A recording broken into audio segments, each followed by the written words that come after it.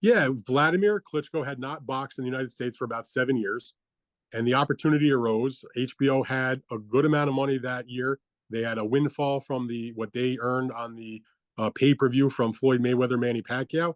And to the credit of HBO and Ken Hirschman, who ran HBO at that time, they took a lot of the money that came back in off of that particular big, humongous pay per view event, and they didn't just stick it in the bank. They actually used it on their budget for that year, so they're able to afford it. If you ever take a look at like the 2015 live HBO schedule, it was a little deeper than your normal, and that was because they had some more money because of what occurred with Mayweather and Pacquiao.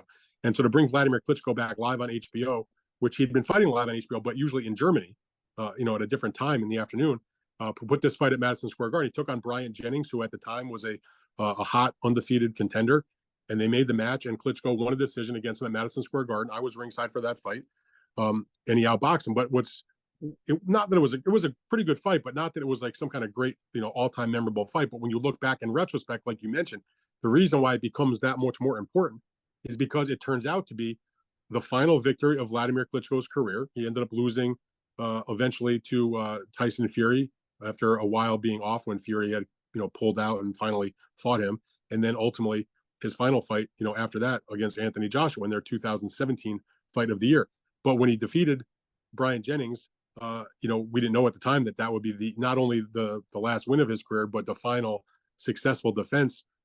He had 2 title reigns as heavyweight champion. First of several fights, 6 fights, 6 defenses, I believe, of the WBO title. When he finally won a title again against Chris Bird to get the IBF title, ultimately unified 3 of the belts, became the lineal champion. In that second title reign is when he made the history and made himself into the Hall of Famer that he is, to go along with his 1996 Olympic gold medal. But in that second title reign, he made 18 consecutive defenses, and this was number 18. Now, in the pantheon of all-time heavyweights, the only fighters that ever made more defenses is Joe Louis, made 25.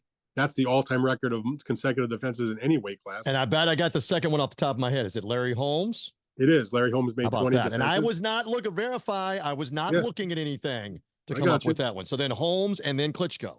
Klitschko with 18. So, the other thing about it, again, he had come back and, they drew a big crowd that night for Klitschko, who was kind of like an underrated ticket seller in the United States. He always drew, when he fought in the States, he usually drew pretty good crowds.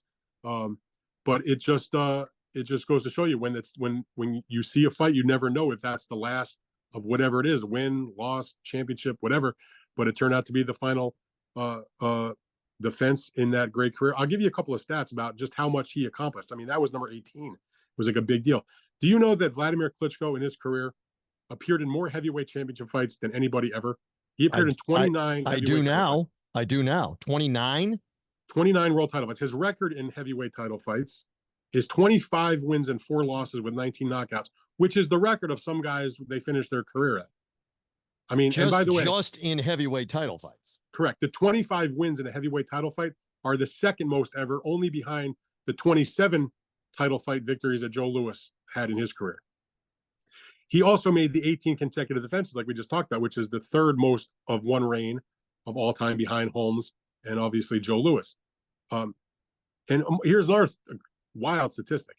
He held in that second title reign the title for, starting with the IBF, obviously he unified along the way, 9 years, 7 months, 7 days. That is the second longest heavyweight title reign in terms of length of time in history, behind Joe Louis, who held the heavyweight title for 11 years, 8 months, 8 days, 4,270 days.